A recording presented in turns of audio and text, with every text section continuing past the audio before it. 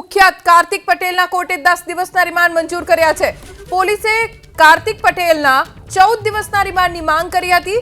28 જાન્યુઆરી સવારે 11 વાગ્યા સુધીના કોર્ટે રિમાન્ડ મંજૂર કર્યા। પોલીસે રિમાન્ડ માટે વિવિધ 12 કારણો રજૂ કર્યા હતા, જેના આધારે 28 જાન્યુઆરી સવારે 11 વાગ્યા સુધીના રિમાન્ડ પોલીસને મળ્યા છે। કાર્તિક પટેલના અનેક સવાલો છે, જેના જવાબ માત્ર અને માત્ર કાર્તિક પટેલ જ આપી શકે તેમ છે। તો રિમાન્ડ માટે કયા કારણો રજૂ કરવામાં આવ્યા, વિદેશમાં રોકાવા માટે કોણે કોણે કાર્તિક પટેલે મદદ કરી તેનો સવાલનો જવાબ મેળવવાનો બાકી છે।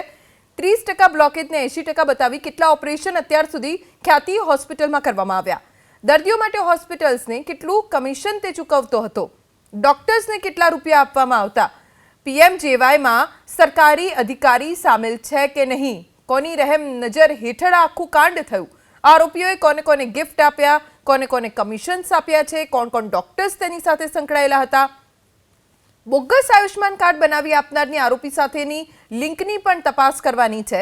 વિદેશમાં હતો ત્યારે અહીંથી કોણે કોણે તેને મદદ કરી હતી, કોણ કોણ તેની સાથે સંપર્કમાં હતું, કાર્તિકનો જૂનો મોબાઈલ ક્યાં છે, જેમાં અનેક પુરાવા હોઈ શકે છે અને એ જૂનો મોબાઈલ હજી નથી મળી રહ્યો, પીએમજેવાયમાંથી 16 કરોડ રૂપિયા કોને આપવામાં આવ્યા, ક્યાં રોક્યા, તેને લઈને પણ જવાબ મેળવવાનો બાકી છે। તો આવા અનેક સવાલો છે, આ જ કારણો જેના આધાર ઉપર 28 જાન્યુઆરી સવારે 11 વાગ્યા સુધી કાર્તિક પટેલના રિમાન્ડ પોલીસને મળ્યા છે।